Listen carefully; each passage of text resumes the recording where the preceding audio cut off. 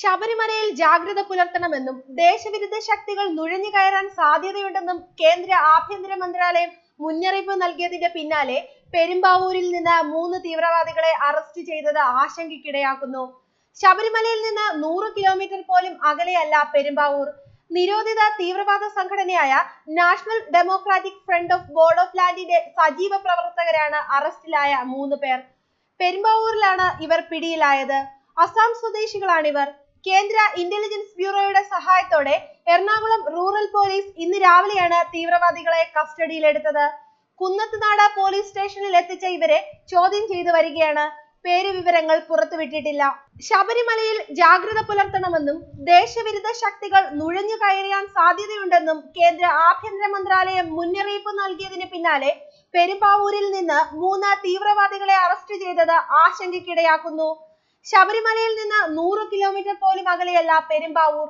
നിരോധിത തീവ്രവാദ സംഘടനയായ നാഷണൽ ഡെമോക്രാറ്റിക് ഫ്രണ്ട് ഓഫ് ബോഡോലാൻഡിന്റെ സജീവ പ്രവർത്തകരാണ് 3 പേർ.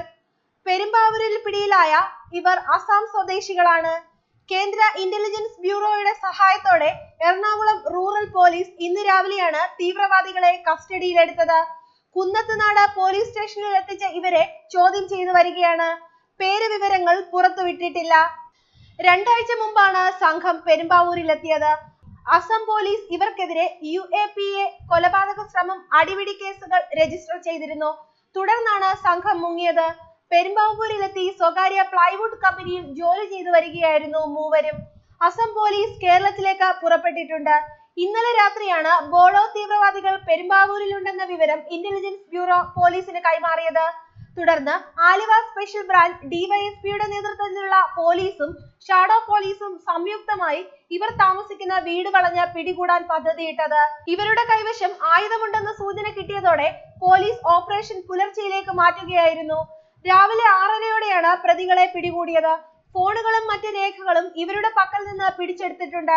അതേസമയം അറസ്റ്റ് രേഖപ്പെടുത്തിയിട്ടില്ലെന്ന് കൊച്ചി DCP J ഹിമേന്ദ്രനാഥ് പറഞ്ഞു. നിലവിൽ ഇവരെ ചോദ്യം ചെയ്തു വരികയാണ്. ഫോണുകളും മറ്റും പരിശോധിച്ച് കൂടുതൽ തീവ്രവാദികൾ ഇവരോടൊപ്പം കൊച്ചിയിൽ എത്തിയിട്ടുണ്ടോ എന്ന് അന്വേഷിച്ചു വരികയാണെന്നും അദ്ദേഹം കൂട്ടിച്ചേർത്തു. ന്യൂസ് ഡെസ്ക് മലയാളി വാർത്ത.